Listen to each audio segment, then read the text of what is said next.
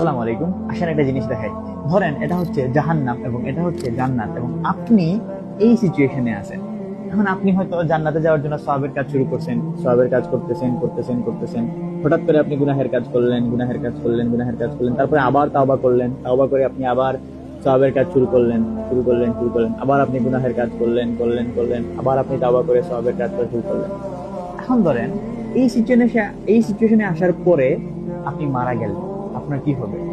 দেখেন, আপাত দৃষ্টিতে মনে হইতেছে না আপনি জাহান্নামের অনেক নিকটে আছেন, কিন্তু এখানে কার নিকটে আছেন এটা বিষয় না। বিষয় হচ্ছে আপনার ডিরেকশনটা কোন দিকে, আপনি কোন দিকে যাইতেছেন।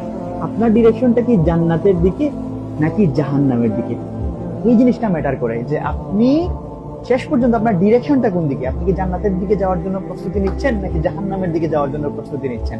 এখন এই জিনিসটা কেন দেখাইলাম, আমরা অনেকেই মনে করি যে আমরা হয়তো অনেক বেশি গুনাহের কাজ করে করে করে করে করে করে জাহান্নামের অনেক নিকটে চলে আসছি, এবং আমাদের মনে হয় ফেরার কোনো পথ নাই। কিন্তু আপনি যদি এই সিচুয়েশনে থাকার পরে তাওবা করেন এবং ফিরে আসেন, জাস্ট একটা ইউ টার্ন, আপনি যদি এই ইউ টার্নটা নেন এবং আপনার দিক যদি জাহান্নাম থেকে ফিরে জান্নাতের দিকে নিয়ে যাইতে পারেন, বুঝতেছেন কি হবে?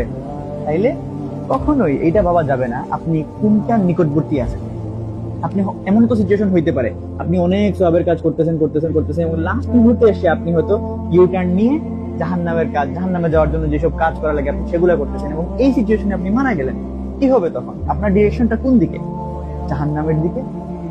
তাই যতক্ষণ আমাদের শ্বাস প্রশ্বাস বাকি আছে, বেঁচে আছে, উই হ্যাভ অপরচুনিটিস, আমাদের এই সুযোগটা আছে তাওবা করার, ক্ষমা চাওয়ার। আর আল্লাহ সুবহানাহু ওয়া তাআলা আমাদেরকে ক্ষমা করার জন্যই আছেন। তাই এই সুযোগটাকে কাজে লাগান, এখনই তওবা করেন, এখনই ফিরে আসেন আল্লাহ সুবহানাহু ওয়া তাআলার দিকে। আসসালামু আলাইকুম।